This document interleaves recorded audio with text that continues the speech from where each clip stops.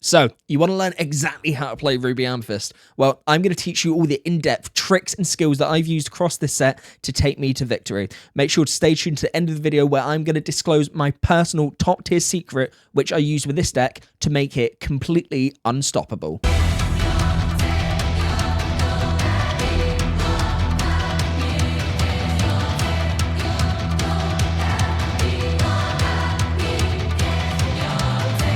Hello everyone, welcome back to Lorcana. In today's video, I'm going to show you exactly how to play Ruby Amethyst like a pro. I've had fantastic results with this deck, and if you follow this guide, you definitely can too. I'm going to teach you exactly what cards should be in the deck and why. I'm going to show you how to mulligan the deck when you're going first and second. I'm going to tell you exactly how to beat the top decks in the meta as well when you line up against them. Make sure to stay tuned, guys. Going to be a great video today. Looking forward to getting into it with you.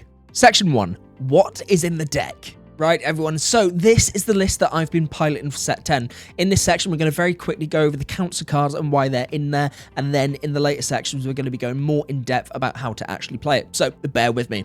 For our 1-cost slots, we're running 4 copies of Diablo, 3 copies of Palace Guard, 3 copies of Tinkerbell.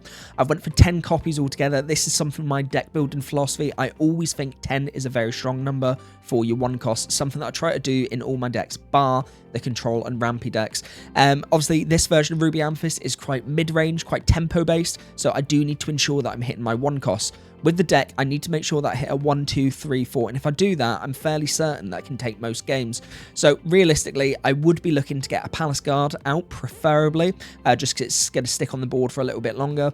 If I'm going to be going second, and I think the card's just going to get popped straight away, I'll elect to play a Diablo, or if I'm looking to control the board state, I'm going to be going into the Tinkerbell, because Lumiere on the turn 2 can boost her up, means a nice challenging curve, means you can even take out daisies straight away. For our 2-cost slots, I've elected for 1 copy of Timothy Q Mouse. Let me be clear, I hate Timothy Q Mouse, I barely play it. However, there is sometimes, on rare occasions, where I play against decks like green-blue, or maybe a control deck that I want to go very, very quickly, and I'm focusing on that evasive curve. Timothy Q Mouse has the effect that when it's on the board, it gains an additional law if you have another evasive character, so you can elect to play Timothy Q Mouse, go into Peter Pan, follow it up with Genie, and then hit down Ursula for a nice little curve if you're trying to go quickly. Got 4 copies of Diablo, which I think, arguably, it's probably one of the best cards in the deck. I had quite a few opponents that I was playing today complain about Diablo, just because it's, 1, it's hard for them to get rid of, 3 damage back when they challenge into it is a nightmare, it's questing for 2, and it just sits around for a while. It's something that I've really enjoyed playing.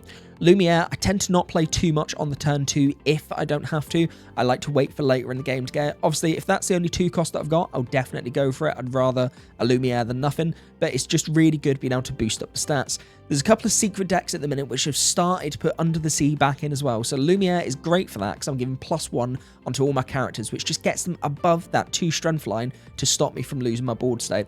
Additionally as well, we are very challenging based, so Lumiere down boosts up my characters, makes it easier for me to take out characters. When I combine that with a Headless Horseman as well, which gives +1 strength to all characters on my board when I take out a character, it just means everything's really, really beefy, so a nice card to have there, but potentially more in the middle and later end of the game. In our 3-cost slots, I've got 4 copies of Cheshire Cat, 3 copies of Peter Pan, 3 copies of Sisu. Now, Peter Pan has been a little bit of a new addition for it. I didn't originally run Peter Pan in my original build, however, it links really well with the Hercules synergy because it's a hero card, so that gets protection, especially against the steel decks. Hercules has the ability that when it's exerted, your other hero characters don't take any damage onto them, unless they're being challenged, which is really, really useful. So it's nice to have that and just stick around for a while. Also, additionally, a 3-cost evasive can be quite strong. In some of the more evasive decks, a little Pegasus coming down can be a nightmare, and when I was playing against Emerald Amethyst, the burn deck today, Peter Pan was really clutch in taking out those small evasive cards, so a good idea to have that there. Cheshire Cat is great in any kind of tempo-based and mid-range matchup, because you're just stopping your opponents from being able to quest. Cheshire Cat on the field just means you're constantly able to ping damage across, and there's not a lot your opponent can do. I found that was in quite a lot of stalemates today because Cat was on the board and it stopped them from being able to quest out, and it put me in a more favourable position. I did originally try Sisu as 4 of, mainly because I just really like Sisu. Getting +1 strength for every card in your opponent's hand is really, really strong.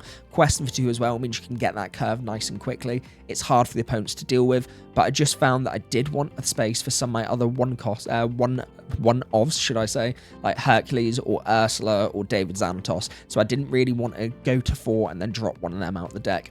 In our 4-cost slots, I'm running 4 copies of Dumbo, 4 copies of Genie, 3 copies of Iago, and 1 copy of Hercules. Hercules is something that I considered taking out of the deck, but when Hercules is on the board and you are doing a lot of challenging, it really is nuts. The big benefit to Hercules is it doesn't take any damage when you are challenging with it. So if you're being challenged, yes, it will take the damage, but it's got 5 strength, so it's going to do a lot back and take out the opponent's character. Maybe they'll hit you with a You're Welcome or something, and fine, you get the cards drawn then, which is beneficial to you.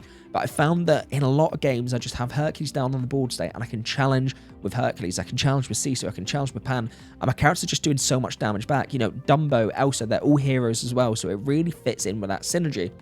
Dumbo, of course, is just absolutely necessary for any build. I've seen a lot of players go down 3 copies of Dumbo. I don't agree with that in the slightest. I've always said that I never really want to play Dumbo on a turn 4, just because I think there's better cards to play, but it's great in the late game. But I don't want to be in a position where I've got less Dumbos, because if you hit it down at the right time when you've got a few evasives on board, you just get so much cards drawn into your hand. It's really, really clutch. The negative of this deck is you take away Demona. If you don't hit your Demonas, you don't really have a lot of draw. So Dumbo and the library are nice little additional draw engines, just keep you in the game, keep your hand filled up. Genie, I think, is most of the time always going to be one of the best turn 4s that we can play. It's the evasive threat, it quests for 2, it's got a lot of willpower as well, so I love having that on the board. But you, of course, do need to be careful against other purple decks. They've already got Genie out, and then they play down Elsa, that ruins that. Additionally, as well, it might get popped to a Headless Horseman. Headless Horseman, the 5 cost, is a great Genie killer and something that I really love seeing the Blurple players play down on their turn 3, because I know I can pop it straight away with Headless Horseman. But the card draw with Genie as well, it's just really clutch. I went for 3 copies of Iago.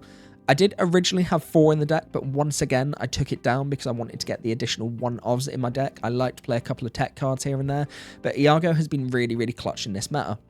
Don't get me wrong, people are playing quite a lot of actions at the minute, which means you do lose the Iago, but I'm fine for that because I'm forcing them to have to use their resources. It puts them in a worse position. And then they can't target my characters like Genie, some of the better cards, with their resources later on. So, you know, you're just protecting yourself. If it does go, it is a little bit annoying. I think if I play it out on turn 4 and it's popped straight away, that's awful. That's worst case situation. But if I get it out later in the game and they can't deal with it, it's just going to stick around forever because of the big willpower on it. Additionally as well, the synergy with Cheshire Cat is absolutely humongous. Sometimes it's really nice to be able to go turn 4, hit down the Iago. They're not going to exert their cards then. You hit down Elsa, challenge him with the Iago, get the damage on it. The following turn, hit down your Cheshire Cat, ping some damage across. You really control the board state well then. If they don't hit those actions, they're basically stuffed against it, which is huge. Like I say, the 1 copy of Hercules, which just really nice tech card. I tried it out with 2. 2 was just way too much.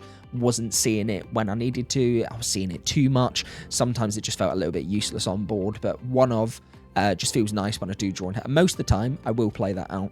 It was really good against green-blue today because instead of playing down Genie on my turn 4, getting the additional draw and, you know, giving them the extra Clarabelle draw, I hit down Hercules, and that was just a nice beefy character. So when I hit down the John Silver, I was able to run straight in it with Hercules and then not have any damage on it whatsoever, and then get rid of a big card like John Silver. Really, really useful. 4 copies of Elsa as well. Elsa needs to be in every purple deck, in my opinion. You know, the rush, the evasive is just fantastic. Synergy with Dumbo, being able to exert characters when you're playing against a quicker deck to take them out, control the board state. And then, like I say, because the high willpower works really well with the cat too, so big win on that. Ursula, I would love to have more copies in my deck. I love this card so much. She's a 5-cost character with 4/5 stat line, quest for 2, but she's boost 1. And when you boost the card, you put another card underneath it, it then gains evasive, and then quests for an extra lore altogether, so quest for 3. I got this out against a Blurple player earlier today, and they just didn't find the Hades. They were top decking for a little bit because they ran out of card draw. I forced them to use a lot of resources. Ursula came down, and it was just sticking around for ages. I got like 9 lore off it. Really, really strong card to have in the deck. Once again, I think if you've seen it too much, it could be a little bit annoying, and I would like it. It would be nice, but once again, with this deck, I don't really go past 6 or 7 ink anyway, unless I'm having somebody ramp me. So at that point in time, it's if I'm getting it earlier on, it is going to feel a little bit bricky. So I think maybe 2 of would be quite nice in the deck, but 1 is definitely fine as well. Headless Horseman is so powerful. It's great against 90% of the matchups. I will say that I played against a weird Ruby Amethyst build today, and they had kind of a lot of bigger statted characters. So the big problem with Headless Horseman is it pops a character which is 2 strength or less. If your opponent doesn't have anything on the board which is lower stat line, you can't pop anything, so you don't get the benefit. Yes, it can come down, but because it's only got 2 willpower, it is going to go quite quickly, so I'm a little bit hesitant to play it sometimes. But if you are playing against a purple deck and they're using cards like Genie or Elsa or any other purple stats, it's really good for popping them. I feel like it's just an evasive killer, but on top of that, being able to give +1 to all your characters and synergize with Lumiere the way it does is so essential. So really great card for the deck. Went 4 copies of Demona. It's really weird. At the start of the set, I said that I didn't like Demona altogether, and the reason for that is because I don't like giving my opponent cards in their hand. It's the same reason why I'm not keen on playing Emerald Sapphire. Cards like You're Welcome or Mother's Knows Best, where I'm just putting cards into their hand constantly. I feel really awkward with it because I don't want them to have a full hand. A lot of my game strategy that I use is I try to get my opponents into a position where they don't have a lot of cards in their hand. They've used all their resources, and at that point, I then inject a bit of pace into the game and then take over from there. With decks where you just constantly give them the opponent cards, it feels like they can just take over at any point. And it's something that makes me really nervous with the Emerald Amethyst aggro deck. I really like playing it because it's fun, and you're drawing loads of cards, but the issue is your opponent's drawing loads of cards too. The Emerald Amethyst player that I played in the finals today, there was one point where I think I had 20+ cards in my hand, and it was absolutely unreal, and that just makes me worry a little bit as an opponent. I don't want to give my opponent that many, because it could give them a chance to come back. Of course, Demona, if your opponent's got no cards in their hand, you're filling it up with 3, but the big benefit is the Force Exert. You can take out basically the whole field, fill out your board state, of course, play down Demona. They have to exert all their characters, but it gets around Ward as well, which is really clutch. I found in the green-blue matchup, they really hate Demona coming down because they can't then protect their Ward Prince Philip. They lose the shift line. Same as the Baby Clarabelle, you exert that, and then you take them out, and then that's a lot of their deck gone at that point. They're going to struggle to come back for it. And then once again, because there's not a lot of card draw in Ruby Amethyst, it gets you back in the game really quickly. I find Demona can be really nice on curve if you don't play Genie out on the turn 4. If you go for a 1, 2, 3, 4, 5 and then hit Demona when you've not played Genie, you've basically got rid of half your hand, and then go straight into her, you're redrawing again. It's really nuts. David Xanatos is something that I've taken out the deck, put back in, taken out the deck, put back in, put in 3 of them, put in 2 of them, took it out, and then put back in again. It's a card that when it's down and when it works, it's great, but when it's not the perfect time for it, it absolutely sucks. The big benefit of David Xanatos is when I quest where I can give a character rush. So what I do here is I play David Xanatos onto the field, I then wait to the next turn, I play down something big like an Iago or a Demona, something that's really chunky. I quest, get 2 off it, which is really good, inkable character as well. That character gets rush, and then I'm able to steamroll through and get rid of some of the bigger threats on the board. Love that. It also has the additional ability as well that when your character is banished in a challenge on your turn, you get to draw a card. So once again, an additional draw engine. But this is the thing, this relies on the card working perfectly. You know, if I get a Hercules to come out after this that just rushes in, takes out a character because the rush from David Xanatos, and I'm getting to draw cards when other cards going into it, it's great. A Diablo going into a card, I'm getting 2 cards off of that. You know, really strong card, but just a lot of the time, if you've got an empty board state, David Xanatos just doesn't really work. Something that I think you could take out your deck if you really wanted to. You wanted to make room for some other things. I mean, honestly, you could probably go for a 4th Sisu. I wouldn't hate that either, but just as a tech card for when I need it, it's decent. And I used it a couple of times today, to be fair. It worked well in my favour, so I was glad it was there, but I'm not always in need of it. They Never Come Back is a little bit of a weird one for me. It's probably my least favourite action, which feels weird to say since I'm running 2 of them. Fair. You know, you get to draw a card off it, and then you also stop 2 cards from being able to ready at the start of the next turn.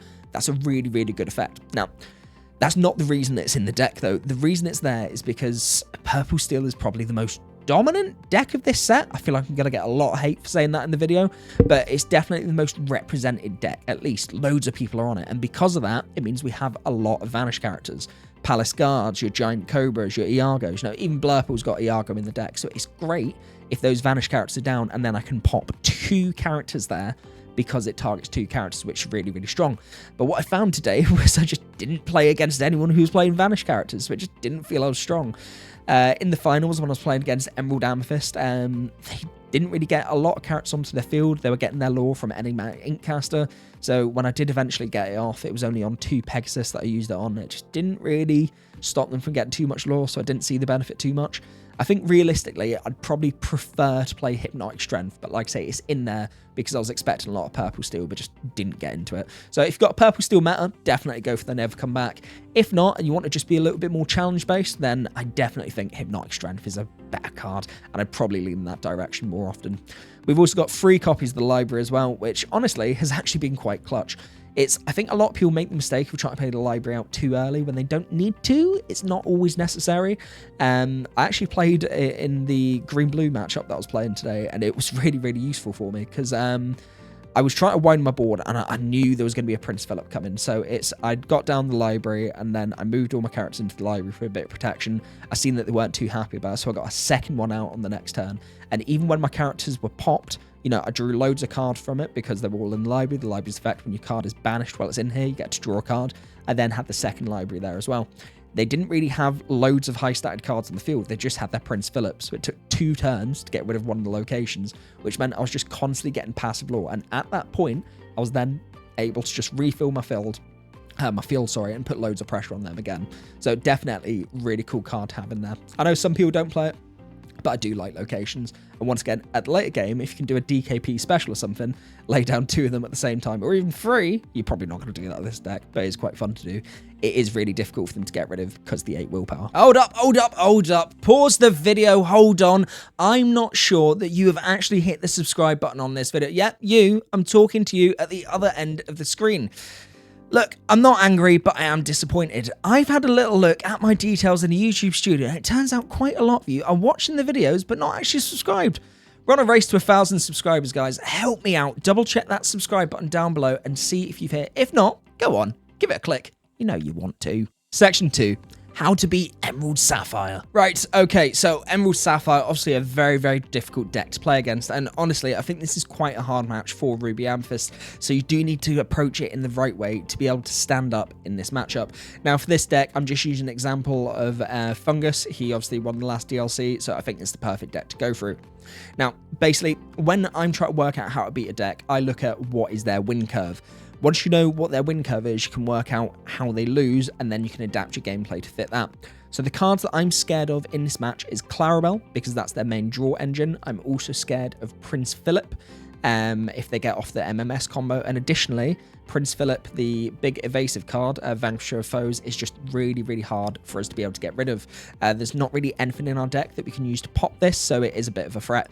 The best kind of chance that we have is if we get maybe Ursula or Iago down on the field, obviously Ursula with evasive, and then we boost it up by taking out other cards. Maybe we have the Lumiere on the field, but that's the best chance we got. If this comes down, basically, we're going to lose. So we need to be very, very careful with how we play it.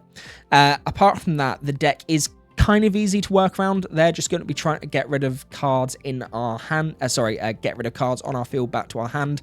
So we're going to have a very full hand. We do need to be aware of the 1 copy of Bend to My Will as well. But if anything, they are just racing to ramp as quickly as possible. So for me, when I'm playing this matchup, I like to try and go a little bit quick. Now, when I'm doing this, I'm going to be looking for a quick curve. So I'll start off with a 1-cost character. Predominantly, I think Palace Guard is the best shout here, just because it's going to stick around for a while.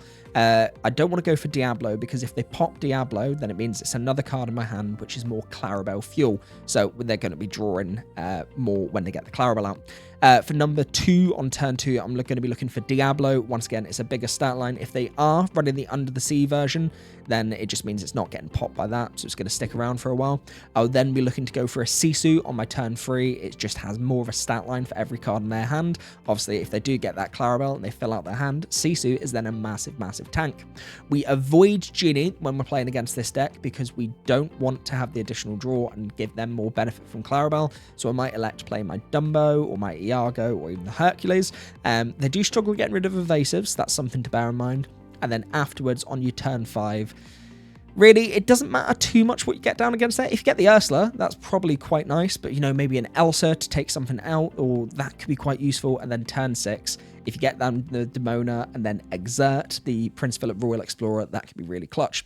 Obviously, Prince Philip Royal Explorer has Ward, which can be a little bit problematic for some decks to deal with. However, Demona completely gets around this because it's exerting every single card on their board. So once that comes down, you can take that out, stop the shift line. And speaking of the shift line, that's one of the key things that we need to be aware of in this deck.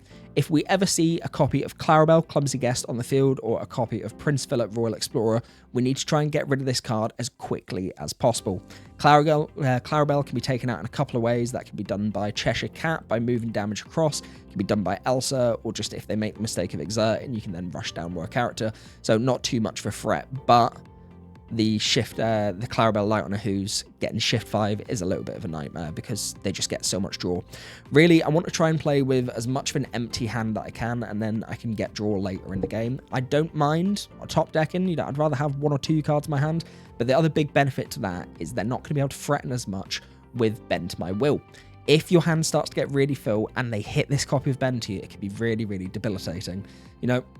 Blurple is awful when they hit Bend, but they've got a better draw engine. They can rely on Woodchuck Guidebook. We don't have that benefit. So you just kind of need to hope that you get the Demona, I guess, to try and get the additional draw. And like I say, apart from that, we just try to go as quickly as possible, go underneath them. This is one of the games where we want to try and say, catch me if you can, and put them under constant pressure. Basil, when it comes down, is going to send a card back to our hand. Then when it quests, we're going to be discarding a card. So that's a little bit of a pain, but it's not the end of the world. I'm not too scared of a Basil. Donald Duck, I do tend to be a little bit careful of because, once again, if that comes down, we're going to be drawing. If it's likely that they're going to have the shift Clarabelle, or if the baby Clarabelle's out in the field, I'm just going to elect to not draw from Donald's effect. It's too risky giving them that much of an advantage. Like I say, we can go down to a low curve, having like 1-2 cards in the hand and still be fine. They cannot function like this whatsoever. So main tips, get rid of their draw engine Clarabelle, do not let them have that, and then additionally, try and get rid of Philip as quick as you can. Go aggro and go quick in the match. If you do that, you should be really comfortable and still be able to take the win. Section 3, how to beat Purple Steel. Okay, everyone, right. This one tends to be a little bit of a fun one because Purple Steel can be a little bit of a difficult match, but honestly, I think we edge it slightly in this. I'd say, if anything, it's probably a bit of a 50-50 on who's going first. They do have the Giant Cobras, which can get them quite quick, but I would argue that we can also take this match if we're going on the play, and even, even on the draw, I'm feeling quite comfortable with this. So for this one, I've used David Nunez's deck. This is from PPG events last month, 219 player tournament. He won with this list. So once again, a nice list to be able to have a look at to compare. Now, with this deck, 4 copies of Captain Hook, 3 copies of Olaf, and then 3 copies of Palace Guard. They don't always run Olaf in the list. Sometimes they run Diablo instead, but I think Olaf is quite nice to add into it. When Olaf leaves play, you may return chosen character yours to your hand. So it's a nice way to be able to get your Cheshire Cat back, get some additional draw from it. Quite a cool bit of tech. Realistically, at the start, they're not really going to exert the characters. They're going to go the exact same curves as 1, 2, 3, 4. But the difference is they've got Strength for Rage and Fire in their deck. So that's a way for them to be able to pop our genie nice and quickly. But it's fine because we can also pop their genies right back with our Headless Horseman. So not too much of a threat. One of the cards that I'm a little bit worried about in the deck is Calhoun. We're both a challenging style deck, but Calhoun has the benefit that when she takes out a character, they get 2 lore. Not the end of the world, we can still take it out. We've got beefy cards as well, but just expect a bit of a stalemate. This is going to be one of those games where you're having that tempo off, and you're just going to have to wait to see who breaks first, and then you challenge in. Black Heron is just it's just a worse version of our Diablo, so I'm not too worried about that. If they get that out on turn 2, fine. Predominantly, I'd rather make the quest with Diablo than them challenge him with the Black Heron and they lose it. They lose Calhoun to that as well. But like I say, the important thing is we hold off. I think in this matchup, Cheshire Cat is one of the most clutch cards in the game. Whoever can get Cheshire Cat down and start controlling the board with it is probably going to take the win with it. If you can get the damage to be able to move about and just stop the opponent from doing it, being able to do anything, then you're in a really, really good position. Giant Cobra, a little bit of a threat for us. If they get all their Giant Cobras down, they get 8 lore altogether, so they only need to quest to 12 to be able to get the game. That is quite a problem. They've got Dumbos in there as well. We don't have the best answers to evasives, so Dumbo could be a little bit of a hindrance for us. But like I say, we're looking to get a wide board state, really develop it, thicken it out, and then my best advice is only quest when you can take game in the next couple of turns. I tend to base things off. If it's a valuable trade, I'm fine to exert a character. For example, I don't mind losing a Diablo to a Black Heron. That's absolutely fine with me. It's a 2 cost for a 2 cost. Or if they stick in a bigger card and run into it, and then, you know, they've lost a bigger card. That's fine as well. But I wouldn't like to lose Captain Diablo to a Captain Hook because it's a lower cost curve, a lower cost card, sorry. You know, it's just putting you under unneeded pressure. Interestingly, they've only got 3 copies of Demona in this deck, so they don't have as much Demona as we do. This is probably the big benefit that we have. Having 4 copies of Demona, we can just ram down constantly. If anything, it would make sense to just fill your board state up, not quest if they've got threats on the board, and then get your Demona out quickly, exert everything from them, and then you take them out. We're then going to be taken over there. We've got the advantage of locations as well, so they're going to have to force exert their characters challenge into the location. If they don't, we can get a lot of draw from it there. Only 1 copy of Viago. I think we do tend to see a few more copies of the Big Bird in Purple Steel, but that's the exact reason why we've got They Never Come Back, and the exact reason for Giant Cobra as well. Both of these cards and Palace Guard, all of these get popped by They Never Come Back. This is one of the big reasons that I've got in the deck. Obviously, they don't even need to be exerted. As soon as we target them, we get to draw a card, and we're popping the cards as well, which are threatening cards on the field for us. Genie, if they play that on the turn 4, that's going to be a big mistake for them. But a lot of the, well, I'd say less pro players are prone to playing Genies just because it feels like the best turn 4. And it always has been. You know, that is probably the best turn that you can have on the deck. But specifically with us, if we have Headless Horseman, we pop it straight away. The other negative for them as well is if they hit Genie down, we go into Headless Horseman, we pop that. All our characters then get +1 strength as well. So if they have made the mistake of questing, we're able to completely clear their board. I'd say things to look out for. You definitely need to be careful of strength for Rage and Fire. You know, regardless, they're going to get the big board state, but if they do have the 3 cost or above character down there, just be careful that strength isn't coming. But even if it is, it's fine to still layer out your board. I like to take it as a style of, yes, you can get rid of some of my characters, but you can't strength every single one of them. If you have enough characters down there, they're going to have to exert eventually, and that's the point that you wait to strike. It's literally a game of chicken in this deck. Hypnotic Strength can be a little pain to take out your Iago, so I might be a little bit cautious about getting that down. Hades, a lot of the time, I'm probably not going to let them draw on, and I'll just get rid of the character. If it's a point in the game where I think that I really need this character on the board, you know, like desperately need it, as in I'm going to lose the game if I don't keep this, then I will let them draw. But predominantly, we want them to get in a position where they're top decking as well. Purple Steel is really dangerous when they've got a full hand, just because it means they've got more resources, more things they can do, they can fill out their board more, and additionally as well, it means it's easier for them to discard with their Giant Cobra. You know, the negative of Giant Cobra is to get that lore burst, they have to get rid of a card with it. So if they do play them down, you know, they get all 4 of them. Yeah, they've got 8 lore, but they've also discarded 4 cards at that point as well. If we can get their hand size nice and thin, they're not relying on Yzma anymore, so they can't rely on that. They've got the Demonas, but fine, we get to draw off Demona as well. So they're going to be worried about playing that. If you fill out your, get all your hand onto the board and they hit down Demona, that's great for you. It honestly couldn't be better, because you've then got resources to then stick everything back down on the field again. Once again, I don't think we go above 6 lore in this matchup. Lexington can be a little bit of a pain for our Genie, but once again, it's got the Stone by Day ability, so if they get that down and then you just play down a Demona, fill up their hand, Lexington then can't ready. 4/4 stat line is a pain and being able to get rid of evasives, but our deck isn't strong just because of evasives. The one card that I think is really clutch in this matchup has to be Hercules. Hercules, like I said before, gives the ability that all of your hero characters don't take damage unless it's in a challenge. So this is protecting you completely from Strength for Rage and Fire, and he held his Thunderbolt. It means they can't do anything to it. And additionally from that as well, that means Hercules, your Peter Pan, your Sisu, your Dumbo, your Elsa, all of them are able to challenge into their board state, get rid of characters and take no damage back whatsoever. They don't have anything like that in their deck, so they don't have as good challenging as we do. Yes, I think Strength is a really good card, and that is a highlight of why to play Purple Steel, but we have the ability to be able to challenge and not take damage, which they can't do. Like I say, I think the big key tip for this is just don't exert if you don't need to. Jafar is going to take out your evasives, Dumbo, Lexington, Iago, and then Elsa. That's your evasive threats. Apart from that, the other cards aren't that strong. You know what I mean? Yeah, Calhoun's a threat, but sure, you get 2 lore from it. That's absolutely fine. Hold off to the right time, put them under pressure. When you can quest, do. But if not, be sensible, hold your cards ready, and you should be able to take the game. Section 4. How to beat Blurple. Right, this one is a very hard matchup. So buckle in, guys. It's definitely a tough one. For this list, I'm using DKP's list from DLC Richmond. I would argue, I think this is definitely one of the better lists at the minute, and especially for this meta, he's teched it very well. Wasabi is great for being able to take out the items which are everywhere at the minute, including it in the Amber Amethyst deck. The lanterns are a pain. We've got dogs which are using Chromacon. We've got purple steel decks which are using the new steel sword card. There's lots of items, so we need to be very, very careful. So Wasabi, great tech in there as well. Then Ink Runner as well, also another threat, because it means you can get rid of evasives a lot easier. When you play the item, you get to draw a card, and then chosen character gains alert, meaning that they can challenge on their turn as if they had evasive. So as you can imagine, this is a real big threat for our deck, so we need to try and go quick with this. Predominantly with Blurple, they're going to be looking for turn 1 to get down Basil or the Royal Guard, and then turn 2 Tipo is an option, but they're always going to prefer Sail the Azurite Sea with another 1 cost in hand.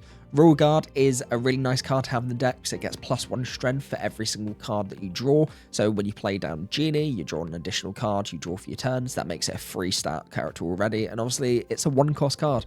So yeah, it can be quite threatening to pop our, smaller statted characters. I think realistically, we want to try and get down as many evasive as possible against them. If they do get their evasive curve and they get Ink Runner, then fair enough, they've just beat us. It's a hard matchup. Sometimes you lose. It's unfortunate. But if we can get the evasives and really hammer on that, it can be a little bit difficult for them at least to be able to get rid of. Another card that's a little bit threatening for us is Hades. Big Hades, that is. This one, we don't care about so much. This means nothing to us whatsoever. If the Blurple player wants to draw 2 off this, and they're not targeting something like a 1-cost Diablo, then cool, draw your 2 cards. We don't care. But the 4-cost Hades is a massive, massive pain, because our best cards in our deck just get immediately popped by it. With Blurple, they have so much draw that they can go into Hades after Hades after Hades, and if we just keep losing our strong statted characters, then there's nothing we can really do. So we want to try and win the game. Oh, sorry, didn't mean to click on that. We want to try and win the game before they can go fully into their Hades curve. Now, with the deck, like I say, it's going to be turn 1 and stick out Sail the Azurite Sea with another 1 cost if they have it. They're then looking to go into Genie. Genie, if they hit that down, that's really good for us, because we're going to pop it with Headless Horseman and then make all our characters stronger. Following on from that, they'll then be looking to play down the Elsa or the Bell afterwards. Hades isn't really the best at the start because it goes against the Demona curve, one of the reasons that we don't play it in Ruby Amethyst. It's if you draw the 2 cards on your turn 5, Demona is then useless because you're not getting the card draw from it. So I'm not the biggest fan of this card. However, it is really good in the later game when you do want to either just get rid of a card, or if you're desperate for some card draw yourself. I will say, weirdly, for a deck which is all based on draw, I see Blurple run out of cards quite easily. They don't have Second Star to the right anymore, which was their big, massive draw engine. Obviously, being able to sing together 10, draw 5 cards, that was basically just game ending. But now that they don't have that, they're having to rely on the Junior Woodchuck Guidebook, which is just kind of a cheaper version of Finders Keepers, I guess, where you're not drawing as many cards. It's good, but it's not game breaking. Argo can be a little bit of a pain for us. If that comes down and we don't find our action to be able to get rid of it, we're going to be a little bit stuck. 2 Argos, it's basically game over for us. We only have the 2, they never come back in the deck. So we are going to need to be a little bit careful with this on the field. Additionally as well, Cheshire Cat we want to be a little bit careful of. DKP's let to do the 2 Cheshire Cat and the 2 Bell.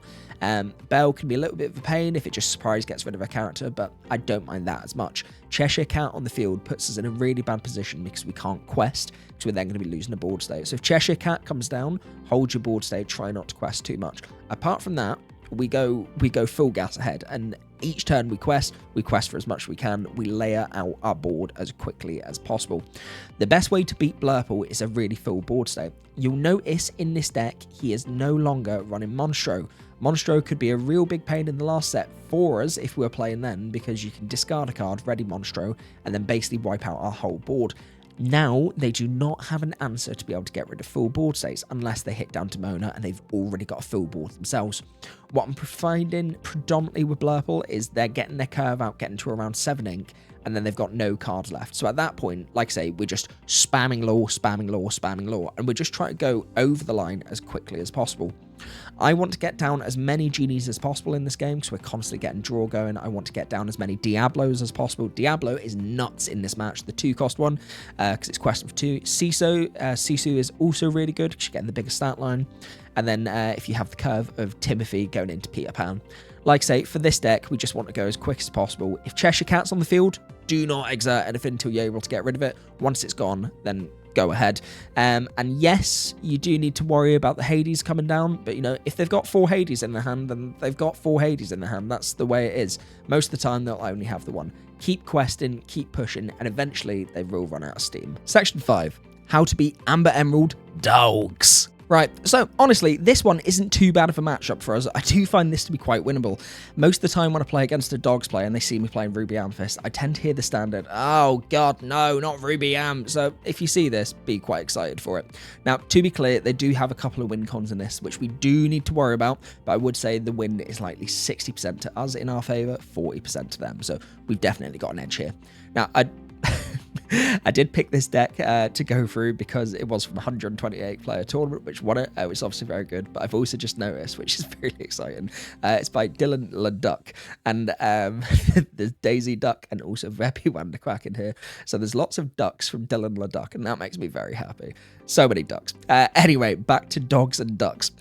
So in this deck, they're looking to go as quick as possible. They want to get a very, very full board state. They don't have a lot of card draw in the deck, which is the big negative for them. But what's scary for us is we do not have what the locals would describe as item removal, which means Emerald Chromicon, my lord, is a massive pain for us.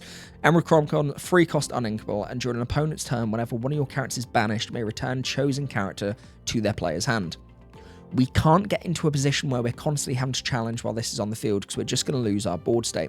Now, don't worry about it though, because with our deck, we can go very quick. So if we hit the aggro curve that I described earlier, especially when we're going first, most of the time we can actually get to 20 before they can. They have lots of small characters they can get on the board, but we have lots of 2 questers. So it means we can get there a little bit quicker. It's not the end of the day if they do get it down. It's the best way to get around Emerald Chromicon is to fill your board state yourself. Once again, they can only get rid of 1 card at a time with it. So if you fill the board and make challenges that you need to, then you're absolutely fine. One of the tips that I always give is if I want to challenge with a certain character, I need to get something out of the way. Let's just say, for example, I don't know, Raja. Raja is your target. And in this game, you've said, you know what? If I don't get rid of Raja this turn, I'm going to lose. I need to get rid of the bodyguard. So absolutely fine. You're going to make that challenge. What to do first is you quest all your other characters that you're not going to be challenging with first, so you've got the benefit of them, and then you make the challenge with your challenging character. This way, when your cards get bounced back, you're not missing out on lore. And I see a lot of newer players and even competitive players make this mistake. If they get scared, they challenge in straight away, they then lose their board state and they panic going, I've got no cards left, what do I do? And it's because they've just not sat down and fought first. So make sure, quest out before you do your challenging, and only make the challenge if you definitely need to. One of the other key cards we need to be worried about is Go-Go to Margot. Now, this is a massive pain because when you play it down, you can pay an extra 2 ink to be able to get the lore equal to the amount of damage on a character. So don't stick down anything which is going to be able to build up damage too much, but there's a way around this. This is Cheshire Cat. Cheshire Cat is nuts in this matchup because we're able to move the damage off our characters and constantly ping it onto the Dogs player. It's a really, really good control card, and honestly, when Cheshire Cat's down on the board, most Dogs players are going to hesitate and they're not going to quest out as much. Lilo can be quite useful for them because they can constantly bring it back, but the negative they've got for their deck is most of the time they're not really going past like 3 ink or 4 ink, so if they do play a Lilo, they've not really got much else that they can play. My best advice is to control them at the start of the game, and then as soon as you hit the middle game when they're running out of cards, then spam lore as quickly as your Lorcana gods allow it. They will really struggle to catch up with you at that point. One of the nice little tricks that they can do is they can discard cards and then pull back the cards that they want. So Tramp has the effect that when you play this character, you may draw a card for each other character you have in play, then choose and discard that many cards. Predominantly, because it's 1 less for each card you have on the field, they're going to have like 4 to 7 cards on the field, which is a pain because they're getting out really cheap, and it is a big stat line, but quest for 2, it's not that scary for us, especially since we can pop it with our Headless Horseman.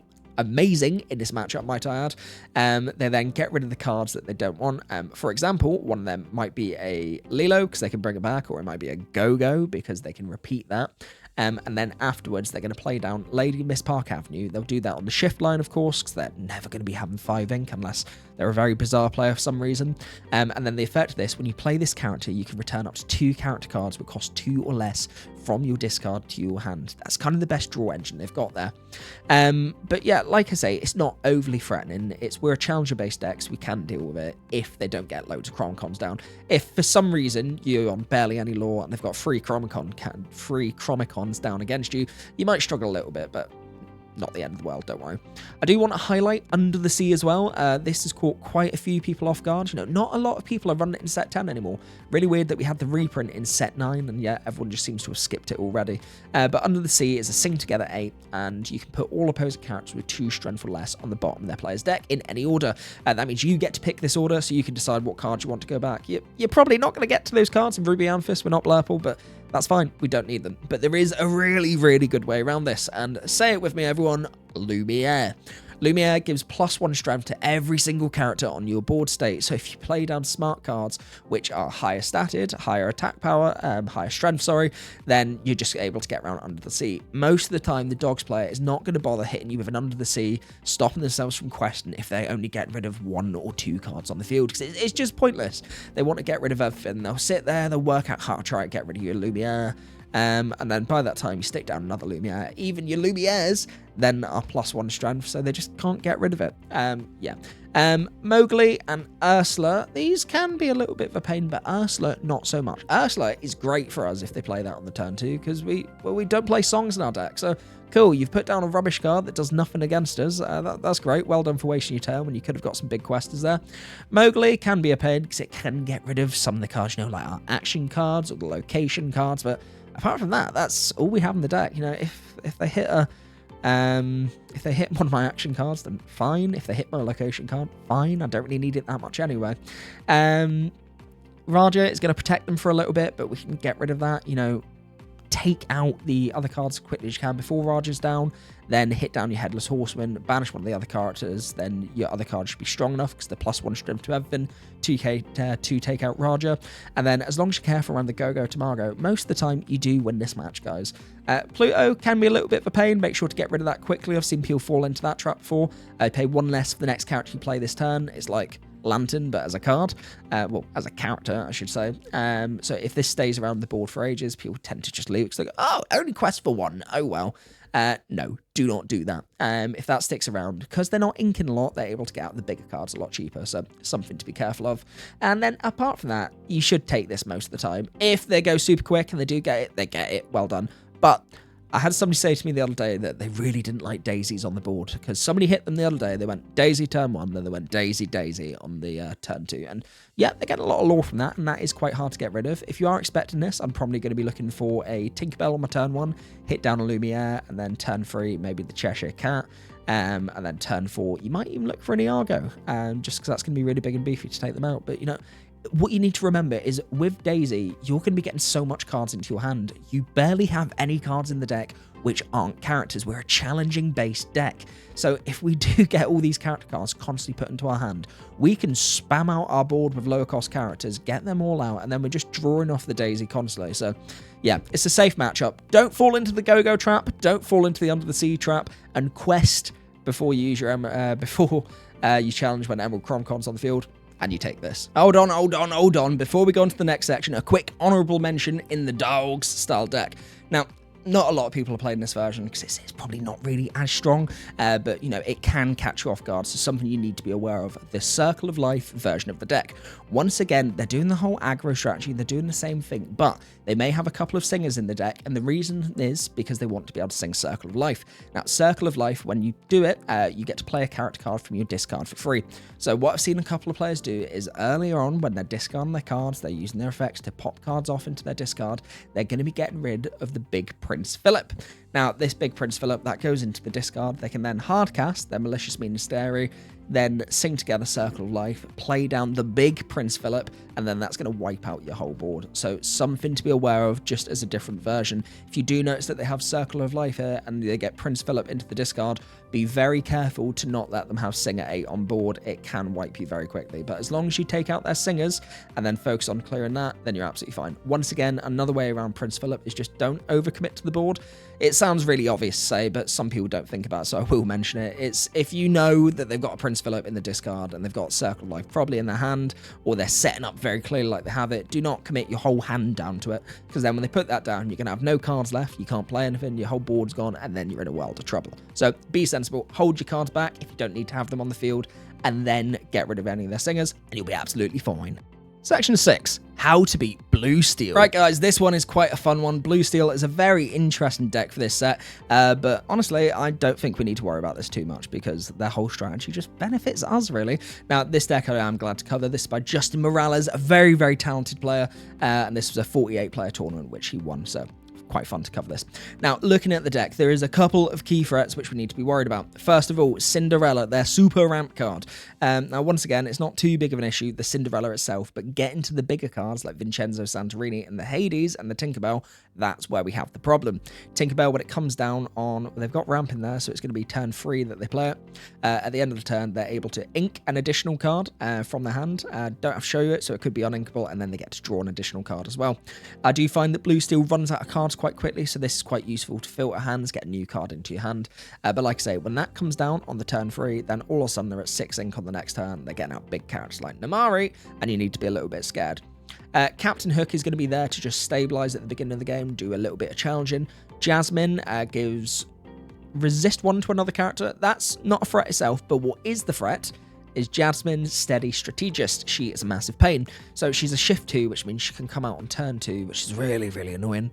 Meaning on top of that, she could be singing Strength for Rage and Fire, or could be singing Held as Thunderbolt, which gets rid of your cards really, really quickly. We don't want to lose them.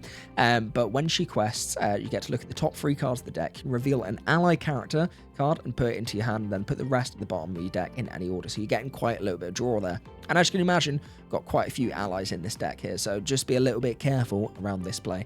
When she comes down, I do find that it's useful to just get rid of her quite quickly. But once again, we are playing against a control deck, so it does not hurt to just put your foot on the gas a little bit. This is one of those decks, and I will say this most of all, if I am going against a control deck, it does help to just see how far you can get before you need to start worrying about their board state. Don't get me wrong, if their board is filled, then yeah, start doing some challenging. But if they've not got a lot down, and probably most of the time they're only going to have a Tipo or a Cinderella, that's good for you, so quest while you can before they have the threatening cards there. Doc is going to be a little bit of a pain because they're constantly refilling their hand, but it's questing for 1, you don't care. It's if they get a couple of cards, oh well, good luck. Lexington is great to counter your Genie. Obviously, Justin's only running the 2 copies of there, but the big thing here is they've got their additional draw cards in the deck, like Goliath. Well, no, ignore me there. What I was going to say is Goliath is going to refill their hand up, so the Lexington Stone by Day ability. However, Goliath only gives 2 cards into the hand, so that wouldn't trigger that, so that's a load of rubbish. Lexington will be a big pain for you. Just if they've got a full hand, then let it challenge in because it can't ready again. But if they're running a little bit empty, that is going to take some cards out the field, which will be a pain. Pleakley is another way for them to ramp. When you play this character, put chosen character yours into your Inkwell face down and exerted, so it can ramp, then ramp and Cinderella again, get the big cards out, and that's what they need to do here. Namari is just, she's big.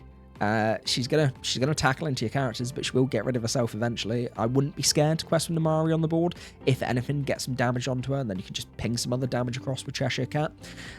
Goliath, now, I like this for our deck, to be honest. I genuinely really like this, and the reason that I'm saying this is because they're hindering themselves a little bit here. This deck really, really struggles against decks which have low hand sizes, and guess what?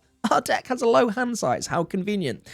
So realistically, you don't need to be playing your Genie out, getting all the additional draw. Because if they get Goliath off very quickly, and you've got loads of cards in your hand, and then cut you down to 2, then you're in a big issue. So I think realistically, we try and get a lot of cards out onto the field, put a lot of pressure on there, play your lower cost characters, get them all out, quest up as high as we can, and then when Goliath does come down, we're then just constantly drawing. If that's on the field, I will just be inking and playing cards as much as I can, so I'm constantly getting that card draw, and by doing that, they put themselves in a terrible position because they can't play as many cards in a turn as we can. Tinkerbell is going to be really, really good control against you, but the good way to get around Tinkerbell is evasive. As you've noticed in this deck, the only evasive character they've got, and that's just alert, is actually Lexington. They're going to be able to do damage with Vincenzo Santorini, they're going to be able to do strength, they're going to be able to do Held as Thunderbolt, but they're going to be relying on that heavily. They then need to utilize Hades as well. So your evasive cards, if you focus on getting them out, they will really, really struggle with.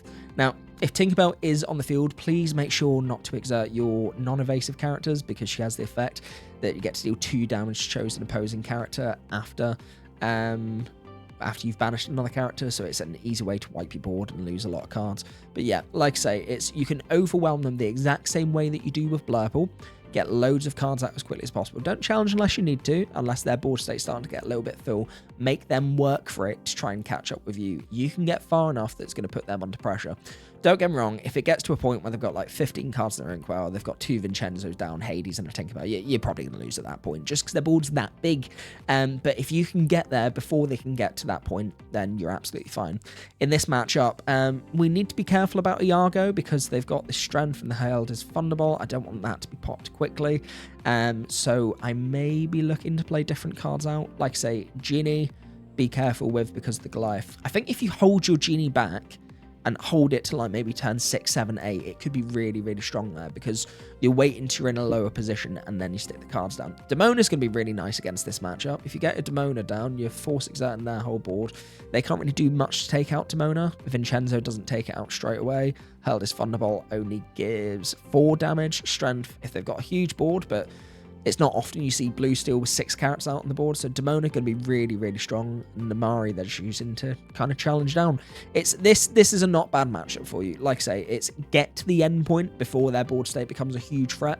And they might get the occasional God curve where they go Hook into Tipo, into Cinderella, into Goliath, and if they do, they do. But like I say, prepare for that and try and get your hand as limited as possible, and then benefit off their own card draw, because they're just not going to be able to get the advantage that you do with it. Right, hold on guys, don't rush off too quickly. We've got a little bit more to look at with Blue Steel, because there's 3 versions of this deck at the minute. Now don't get me wrong, the first one I do think is the strongest version of it. I do prefer Detectives just because it's way more fun, but we've also got the Harlan Sweet version as well, the kind of more aggro ones. We'll take a look at that in a second.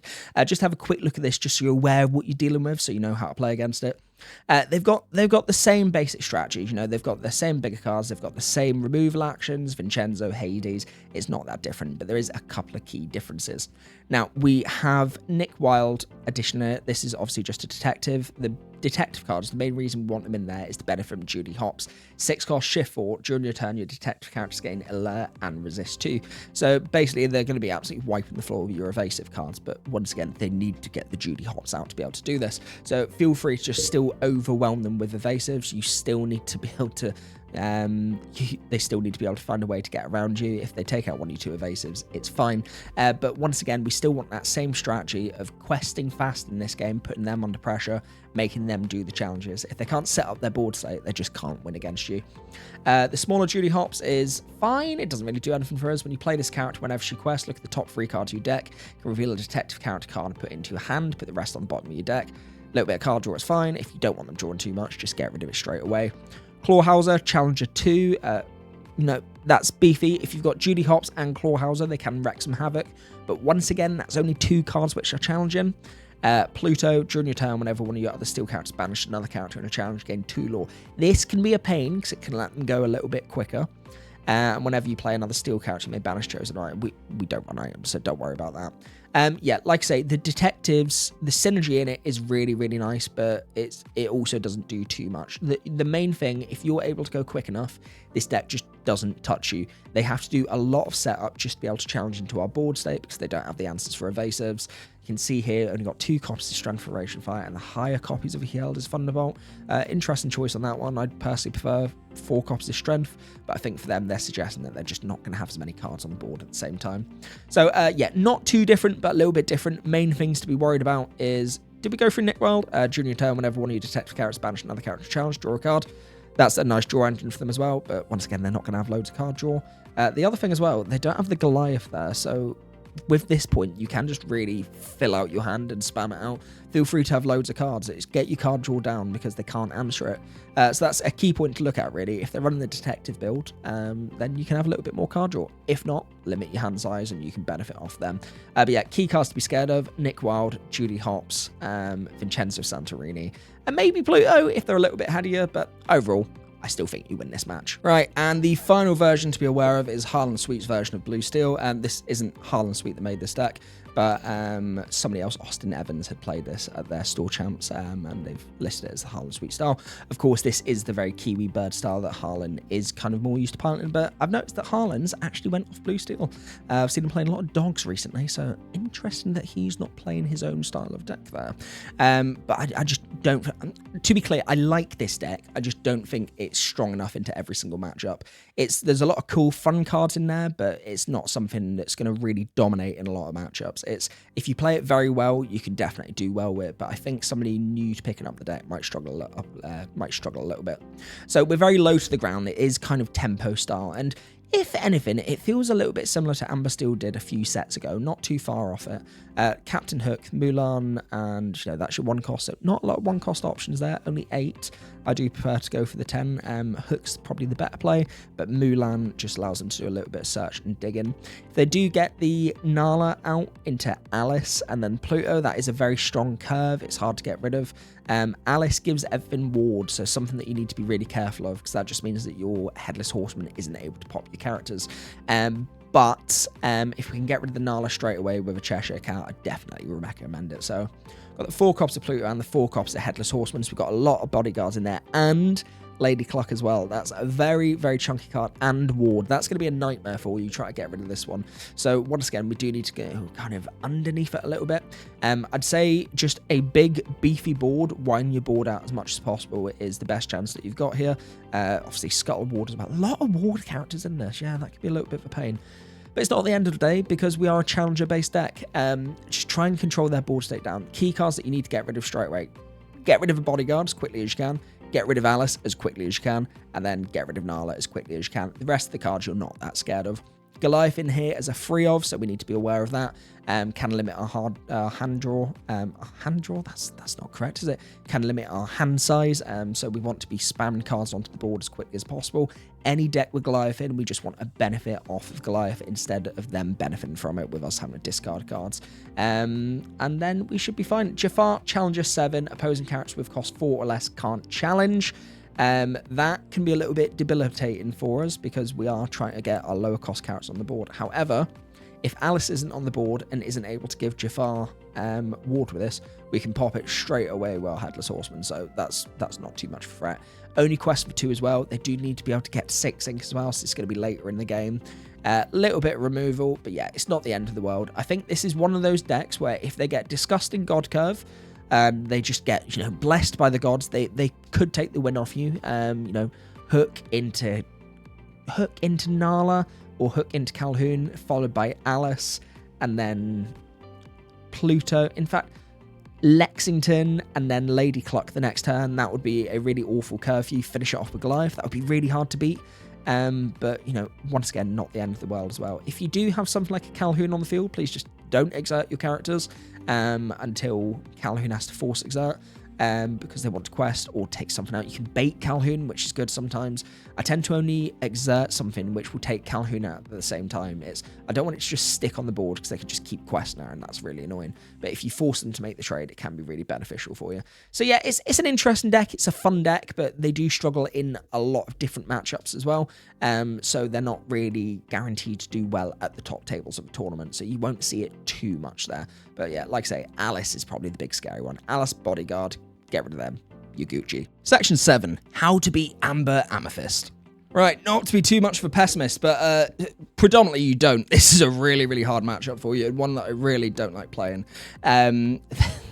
It's just a bit of a pain to deal with. It's like Blurple if it was tempo, and it just messes about your deck.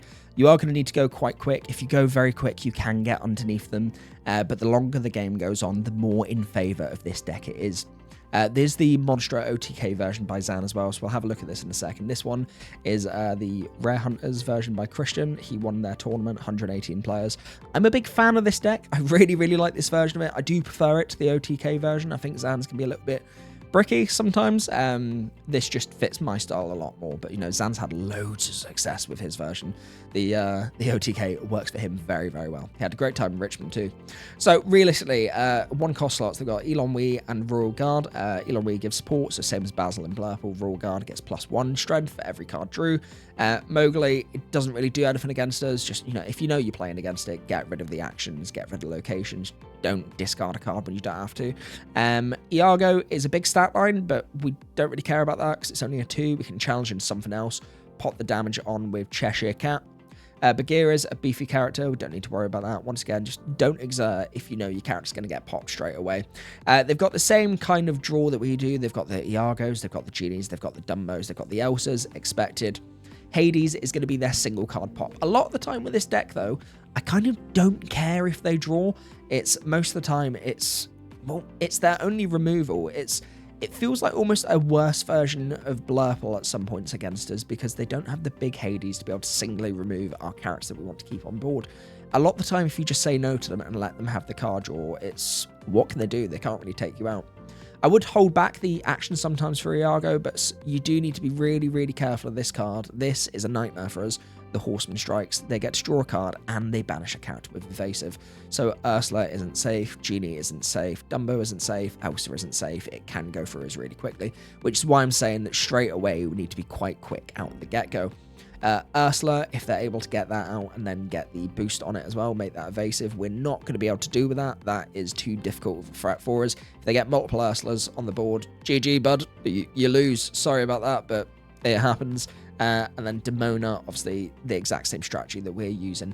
I will say it's going to be a little bit easier for us to filter our hand out. I think we can get to basically 0 cards in hand on turn 6 of curve easier than they can, and they are going to be relying a little bit more on Genie and playing it out. If they hit down Dumbo, that's going to be rough on the turn 4. They're not really looking for that. Madam Mim can be a little bit of a pain. The one copy is in there literally just to bring back Cheshire Cat, get the additional draw from that. I would say, if you have an opportunity to get rid of Cheshire Cat, please do.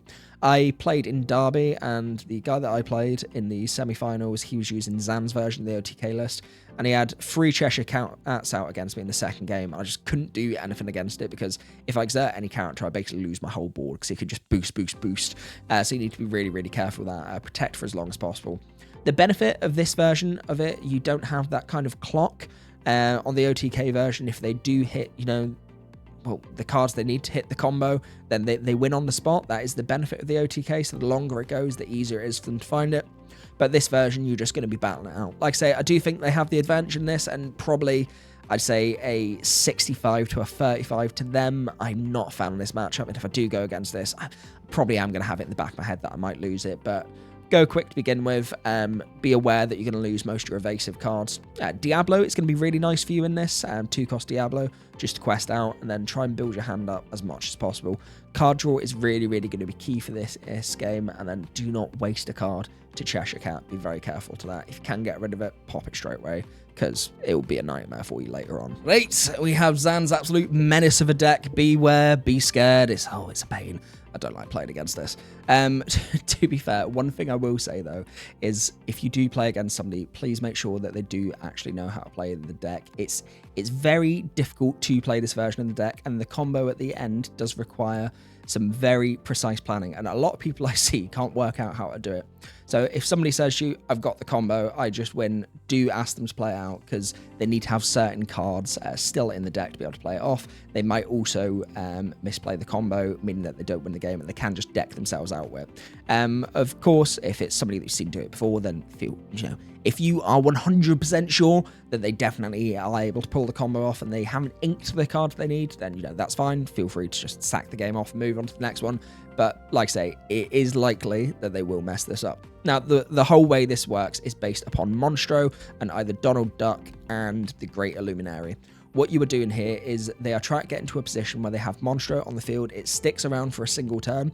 After that, they move it into the Great Illuminary, which has the effect of exert a card and draw a card while here. Or additionally, they're going to want to have big old Donald Duck Coin Collector on the field, which basically does the same thing. So for each item named Nephew's piggyback, you have to pay 2 less, play this character. It does zilch for the deck, you don't need to worry about that. But it has the additional ability, when you play this character, your other characters gain exert and draw a card. So if they play that down after keeping the Monstro down, basically with Monstro, they exert Monstro, they draw a card. They then ready Monstro and get rid of a card, because of Monstro's effect of discard a card and ready. This way, they're going to go through all of their deck. They're going to go through absolutely all of it. And they're going to want to try and get to the big chicken over here, Alan Adele Rockin' Roaster. Now, Alan Adele's effect is whenever you play a song, you gain 1 lore. Now, the reason they have this is because they then go into the next part of the key piece of the combo, which is We Know the Way. We Know the Way, you can sing with Monstro, or if you have nothing, you can sing that as well, but they need to have the Alanadel on the field. Shuffle chosen card for your discard into your deck. Reveal the top card of your deck. If it has the same name as the chosen character, you may play the revealed card for free. Otherwise, put it into your hand. So basically, once they've got the full combo off, they sing We Know the Way or play We Know the Way. They have one single card left in the deck, or no cards left in the deck, sorry, and then play the other copy of We Know the Way from the discard, and then it just constantly loops together. So We Know the Way brings back another copy of We Know the Way. It becomes the only card in your deck. You then reveal the top card of your deck and you go, it's We Know the Way, woo! It's got the same name as the chosen card, how convenient. And then you play that, and then you get lore from Alanadel, and then just keep doing that, and that loops over and over. So he's got a single copy of Circle Life to be able to bring Monstro back onto the field if he does get that. Like I say, the Donald Duck and the Great Illuminary, that's the way to get the Monstro combo off. And then it's basically very similar to the other deck. The difference is they've got Huey, which is a character version of Lantern. Whenever this character quests, you may pay one less for the next character you play this turn. And then 4 copies of Lantern, you pay one less for the next character you play this turn. The way to stop them winning with the OTK, and I feel like it's less damaging than the kind of more control-y version, because they're focusing so much on Monstro. If you're able to find a way to get rid of Monstro straight away and it can't stay on the field, then they're predominantly going to lose because they've spent all their time trying to set up. They can still win without the Monstro OTK. That's obviously, they can get around of it. They've still got the blooming Horseman Strikes, which is going to be a nightmare for your evasives. So don't think you can go, oh, well, yeah, so if I can get rid of Monstro, I'll just win this game automatically. You don't. Most of the time you lose this. Sorry to tell you. I feel like I should be more optimistic when I'm teaching how to play this deck. But yeah, it's if they get that down and they keep it, it leads into the combo next turn, and it's absolutely disastrous. But yeah, really hard deck to pilot. DKP on his Blurple build obviously put in item removal to get rid of Lantern. Lantern is a key piece in this deck. It's their ramp. Obviously, they don't have cards like Tipo and Sail, so they rely on this and also Huey to be able to get out their bigger cards, and they do want to get to the bigger cards quite quickly. If you find a way to get rid of Huey, you're in a good position. Obviously, Lantern, we don't have any item removal in Ruby Amethyst, which sucks a bit. DKP came up with Wasabi in his build. There's Alice in Sapphire as well, but as far as I'm aware, Ruby Amethyst, there is not a way to be able to take out items, so a little bit of a pain there. Yeah, unfortunately, one of those matches where you're probably not going to win it. Go quick, try your best, but you are going to struggle otherwise. Section 8, how to beat Emerald Amethyst. Burn. Right, so this is one of the weird decks in the meta at the minute, and it's not the strongest deck in the meta. It does lose quite a lot. I think it really does suck a bit against Steel. Calhoun absolutely wrecks through this deck. So it's not the most popular deck in the world at the minute, but it's cheap to build, which is nice, and it can take a lot of the bigger decks by storm. Against some of the control decks can really go underneath it if they can't find a way to mass board wipe. They might struggle a little bit against the Emerald Sapphire with the Prince Philip combo, but once again, it is still possible to go underneath that. Predominantly with the deck, they've got a lot of 1-cost and 2-cost characters in there. They want to get them out as quickly as possible, but the big threat in this deck is actually the enigmatic Inkcaster. And the effect of this card is an item, so once again, we don't have any removal for the items. If you've played 2 or more cards this turn, gain 1 lore. You get to exert the card, then gain a lore for it. I played against this in the finals today. This is the deck that I lost against. And now, to be clear, I do think I could have won this game. I was a little bit unlucky. I didn't have a 1-cost or a 2-cost in my hand, which is really debilitating, so I couldn't challenge to begin with.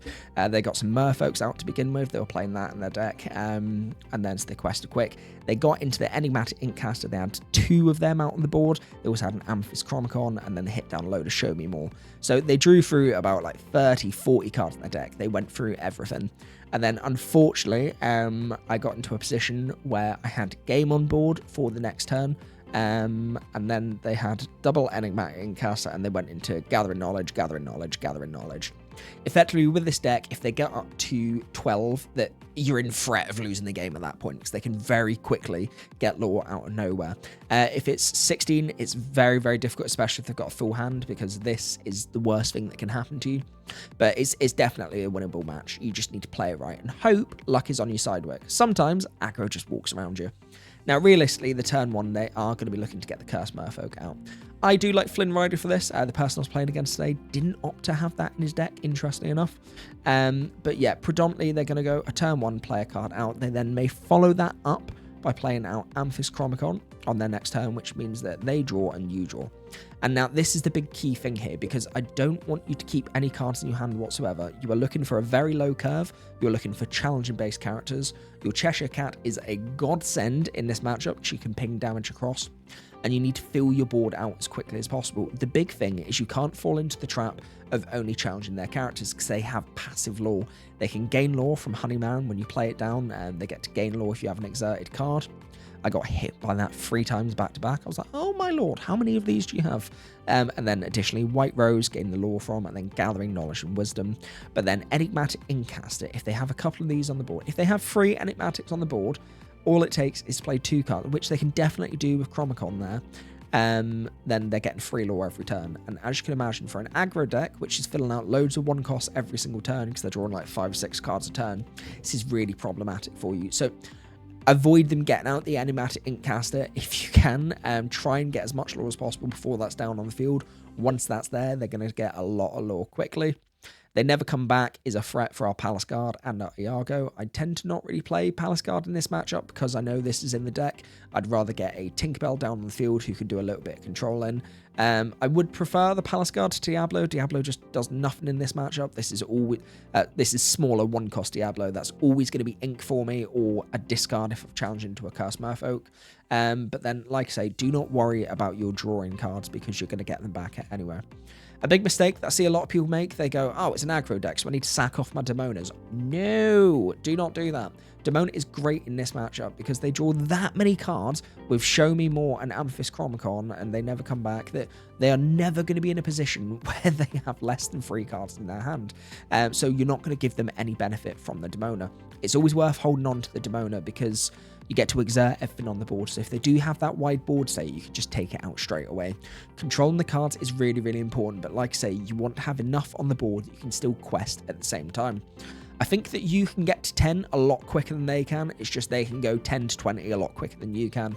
Finnick is a little bit of a pain in the butt. When you play this character, you can pay 2 ink to return chosen opposing character 2 strength or less to their player's hand. So it might be a shout to get your Lumiere down on the field. I mean, buffing up your characters anyway is always going to be good, but then that protects your genies. Finnick took out 2 or 3 of my genies in the finals match that I played, and it was really, really annoying, especially since it's only a 1 cost. They don't really need to ink that much for this deck because it's very low curve, but they will keep inking because they have that many cards in their hand. If they get to a point where they just have loads and loads and loads of ink well, and then they're constantly playing cards non-stop, then it's really hard for you to deal with. If you can get them to clear their board and you're in a position where you've got a full board state, you win from there. But if they're in a position where you get rid of their board state and then they just refill again and you have to start challenging again, then yeah, you're going to be a little bit stuck there. But yeah, overall the match is very winnable. Ursula, if they play that on turn 2, you love that because you don't have the songs in your deck. Merfolk is fine. Yes, you have to discard a card, but don't hesitate about challenging into that because they're going to give you the cards back with Chromicon and Show Me More as well. The big negative of their deck is for it to function, they have to give you loads of cards. Like I say, when I played earlier, I had endless amount of cards. There was one game where I had like 20 plus cards in my hand. It was mental. Pegasus can sneakily be a little bit of a pain. Now, it still gets around it with Fire the Cannons, which is really useful, but they put out 3 Pegasus against me, and I just didn't really have an answer to deal with it. And I didn't really value it at the beginning because it only quests for 1, but turn after turn after turn, especially when they have Enigmatic Incaster on the field, it just gets them a little bit further each time. This is the kind of deck where you need to go. It's not a case of can they win the game from that point. It's a case of every single lore they get is a hindrance to you. So I would advise a Peter Pan early to be able to come down because you're then able to challenge their evasive threats. You don't have to worry about that. That's the only evasive card that they run. You know, Genie, Elsa, and Ursa, they're all a little bit late. You know, Dumbo, Iago. Iago's really risky because the show they never come back, so be careful of that. You don't want to lose that. But you don't need the Iago because none of the cards in this deck are big enough to warrant it. You know, Palace Guard is a 1/4, so that's probably the best willpower they've got. Scrooge can be a little bit of a pain because this is great for filtering. When you play this character, draw a card, then choose and discard a card. Whenever this character is challenged, return this card to your hand. So every time you challenge into this, it comes back, they play it down again, and they get to filter and look for these annoying items that they run in the deck. So if you can pop Scrooge with a Cheshire Cat, definitely do that. If not, still get it off the field because you can't justify them getting too far too quickly. The deck that I was playing against today did run Go-Go Tamago in it as well, so just be careful of that. I don't think there's a need for Go-Go Tamago. It's another evasive for them, which is good, and then it will just stick on the field once again. But once again, because it's a challenging deck, it can just stack the damage up on you quickly. I would argue that you're not going to tend to have a lot of damage on you, because Bobby's a 1-stat, Phoenix a 1-stat, Flynn gets the additional if you boost it. You've got another 1-stat, 3-stat there, 1, 0, 2, 1.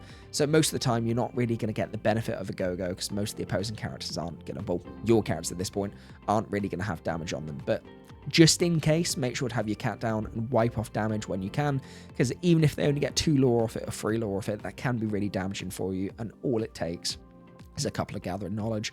Once again, all 4 Gathering Knowledge plays is 8 lore for them. If they get the White Rose on top of that, 9, 10, and then Enigmatic Inkcaster, basically every turn they're getting a minimum of 1 lore, depending on how many they've got. So yeah, control the board state, but make sure that you have enough aggro characters yourself to be able to quest out. Low cost cards and Cheshire Cat are your best friend. Section 9, Mulligans, baby! Right, guys, I have already recorded this section, but I'm re-recording again. I've been a bit stupid. I forgot to uncrop the screen, so you could only see 3 cards on the Mulligan, so I was a little bit silly there, but so is life. We move on. Right, the way this is going to work, we are going to do 3 hands of on the play, and we're assuming blind, just so we're not being overly specific. I'll show you exactly what cards you keep, what cards you sack off, and what cards you are looking for, and then we'll also do 3 hands of on the draw as well. So let's take a look. First of all, we are on the play, and we have Cheshire Cat, Demona, Hercules, They Never Come Back, Iago, and Diablo. Not the best hand there, can't lie. We're going to be sending back quite a bit here. Once again, for this deck, we want to have our 1 cost, 2 cost, 3 cost, 4 cost. We have that, we're absolutely fine. We're kind of halfway there. We are missing the 1 cost. We need to be a little bit careful. So not awful, but we do need to send a few back. We don't need double Cheshire Cats. We get rid of 1 of them. Demona can go. Now, Demona I do tend to keep in my opening hand if I have curve, because she's brilliant, especially on the play, hitting on your turn 6. But because we don't have that 1 cost, we need to get rid of her. They Never Come Back. We don't want to later in the game, so we're going to get rid of that straight away. You might say, oh, maybe that's good for an aggro deck. No, don't bother with it whatsoever. Just get rid of it, draw into it later. Diablo is really, really good for us. We like that. We also like Cheshire Cat. Now, normally, I do keep my 4 cost character, but because I don't have a 1 cost, it's essential for me to get this 1 cost card. I am going to be sending back Hercules and Iago. We've got plenty of time to be drawn into those 4 costs, so we can wait. Keep Diablo, we keep Cheshire Cat. Hopefully, we draw into this 1 cost character, sending 5 back. Diablo, Cheshire Cat, Sisu, Diablo. Yep, we got it. David, Diablo, and another Diablo. Not too bad, not too bad. We've not got the 4 cost, which is a little bit annoying now, but that's not the end of the world either. Straight away, we're going to be inking David Xanatos. This is a tech card that I'm happy to see if it's late in the game. If it comes early, we just shove that straight away into the ink. David goes into the inkwell. Turn 1, we play out Diablo. Then on the next turn, we're going to be looking to play the 2 cost Diablo, 3/3 stat line, quest for 2. One of the best cards in Ruby Amethyst. We definitely optimize for that. Then turn 3, I'm probably going to look to be playing out the Sisu. So Diablo into Sisu. Hopefully by this point we are going to draw into the 4 cost character. If not, we just play some other cards out on the turn 4 and it's not the end of the world. I would recommend try to hold back Cheshire Cat though. As a worst case scenario, playing Cheshire Cat on your turn 4 isn't the end of the world, something that you're still fine to do. But like I say, if you get the 4 cost, play that. Doesn't matter if it's Dumbo and it's better later, still play the Dumbo over it. Right, moving on to the next hand, numero 2 on the play. So we've got Tinkerbell, Timothy Q Mouse, Cheshire Cat, Genie, Cheshire Cat, They Never Come Back, Library. You know what? That's decent actually. I quite like that. We've got our curve sorted, so we're absolutely fine now. Straight away, Library can be sacked off. We don't need that. Never Come Back, get rid of. Cheshire Cat, you don't need. You've got your turn 1, your turn 2, your turn 3, your turn 4. We're very, very happy with that. If we do find something better than Timothy Q Mouse, like a Diablo, I will be very happy. But once again, does not matter too much. Because we've got Timothy, it would be great if we see the Peter Pan. So we got the evasive and the benefit of Timothy, but not the end of the world either. We're going to mulligan and draw 3. We do get the Peter Pan, so this is perfect curve for us. Guys, this is so good, especially on the play as well. So the way we're going to be structuring this, we get rid of one of the Tinkerbells into the inkwell. We play out Tinkerbell on turn 1. Following on from that, I'm going to be inking the Dumbo if I don't find anything worse. We then play out Timothy Q Mouse. Afterwards, stick a card in the ink, play out Peter Pan, follow that up with Genie, and then you've got Cheshire Cat on the turn 5 to be able to to be able to do a bit of ping damage. This is really, really nice. You can go really, really quick with this curve. So, yeah, great start. Right, final one on the play. Let's see what we draw into. Elsa, Tink, Demona, Sisu, Diablo, Dumbo, Lumiere. Once again, we've got the 1, we've got the 2, we've got the 3, we've got the 4, we've got the 5, we've got the 6. This is good. This is very, very good. We like this hand a lot. I'm quite excited. Oh, I wish I was playing with this right now. It's such a good hand.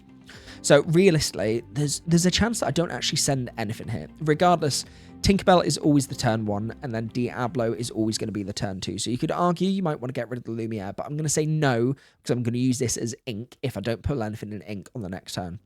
And then keeping hold of the Demona, because we've got the curve, definitely makes sense. 1, 2, 3, 4, 5, hit the Demona, and then we get the card draw. That's brilliant.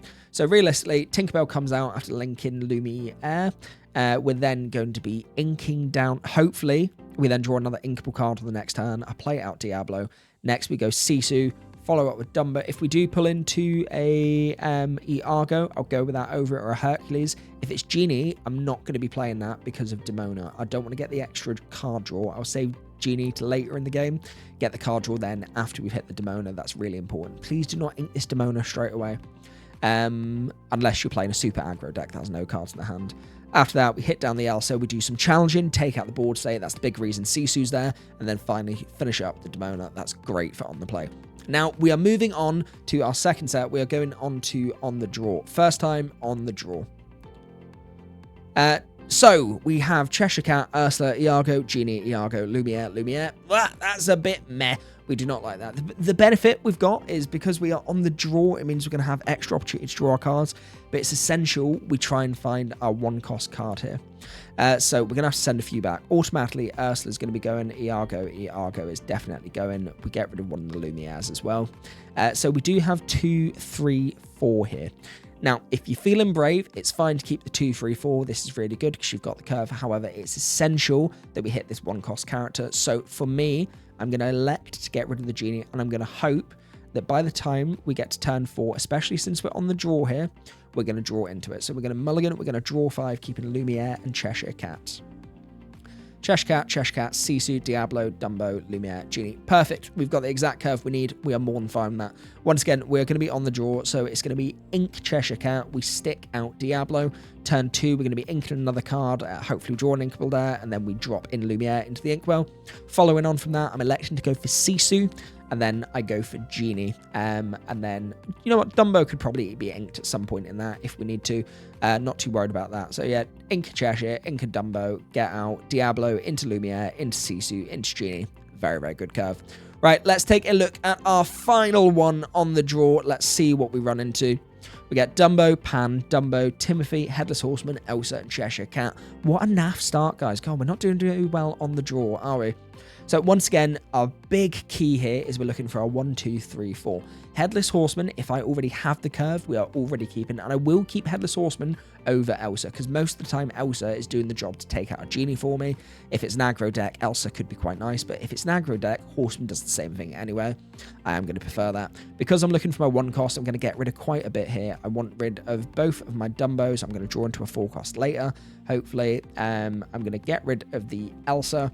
Now, Timothy, Peter Pan, Timothy, Cheshire Cat. This is a little bit of a difficult one, and you need to, if you already know what you're playing, this is the hard decision. If you're going to have to fight back, you're playing a quick deck, then get the Cheshire Cat on the field. Peter Pan is just going to be a bit naff. If they're a deck which is a little bit slower, they're a ramp deck, we go Timothy Q Mouse into Peter Pan, even go in second, try and get that lore burst as quickly as possible. Like I said, I would like to keep Headless Horseman if we could, but because I don't have the 1-cost, I'm just going to send that just to be safe. But I'm probably, if I'm going blind, going to keep both Peter Pan and Cheshire Cat, so I've got an option there. Now, mulligan and draw 4. Let's see if we hit the 1-cost. We did not, which is a shame, a real big shame. But we've still got a chance. We're on the draw, so we could draw it on the next card. Realistically, with that curve, it's skip the turn 1. We ink the Peter Pan, skip. We're then going to be playing out, if it's going to be a slow game, maybe put out the Lumiere, but I think realistically we put out the Timothy Q Mouse, then go into the Peter Pan, follow that up with Iago, and then into Elsa. I'm just going to hit new game, just see if the next card would have been the 1-cost, see if we did get that. So Sisu, so no, we didn't go into a 1-cost, not seeing a 1-cost at all. That will be hard for us to come back in that game. It's a little bit of a shame, but it's not the end of the world. We can still fight back from it. Future Zach, coming back to you. I've been a little bit of a sausage. I said that was the final one there. I've only done 2 for you. So coming back from the future, you're going to get 1 single extra one on the draw. So bear with me. Let's take a quick look, shall we? So on the draw, our final one, we have Cheshire Cat, Ursula, Diablo, Iago, Sisu, Dumbo, Peter Pan. Once again, we've not got a 1 cost. Not looking good for us, but that's fine. We're going to work around it. Diablo for the turn 2 is lovely. Sisu for a turn 3 is lovely. So I'm going to get rid of Cheshire Cat, Ursula, Iago, Dumbo, and Peter Pan. Realistically, I want to ensure I get this 1 cost, which is why I'm sending 5. So let's see what I draw into. Lumiere, Demona, Diablo, Demona, Sisu, Genie, Genie. Once again, we've been hindered without a 1 drop. Like I said, it's not the end of the world, but it does suck a little bit. So realistically, you're going to be inking Demona and then passing. We will just double check to see if we got the 1 cost on the turn 1. I'll hit new game in a second. Curve I'm looking for is going to be Diablo into Sisu into Genie. And then hopefully by that time, you've got the 5 cost character as well. But that's a really poor hand for us, guys. Cheshire Cat. So no 1 cost for us there. Really, really poor hand. But happens sometimes. What can you do? Cool. Right, everyone. Long video, wasn't it? If you have stuck around all the way to the end, thank you very much, my Crawfordcana legends. I appreciate you. Gonna get that trending. Crawfordcana legends. Remind me to patent that.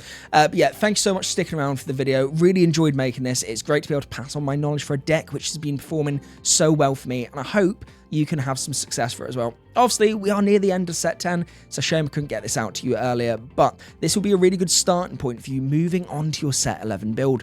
One bit of advice that I do always give is you don't need to change too many cards coming into the new sets. A lot of people always go, oh my god, we've got so many cards, let's change everything. Don't do it. Don't fix what isn't broken. Start off with the shell, work out there. And if you have any particular cards that you really like the look of, for set 12, for example, Mrs. Elastic, I really like the look of her from The Incredibles. She's a card that I'm going to be looking at playing, but only put in a couple of cards to begin with and then swap around the ratios a little bit. If you just take out half the cards in your deck, it won't perform the same way and you will come into a lot of trouble. But let me know down below how far you made it in the video. If you are one of the people that made it to the end, let me know in the comments by saying Crawfordcana legend, and then I look forward to getting back to you. Thanks so much for sticking around to the end of the video, guys. Let me know where you are competing in your final store champs tomorrow, and if you have any other big CCQs or anything before we get into set 11. All the best, guys. See you later.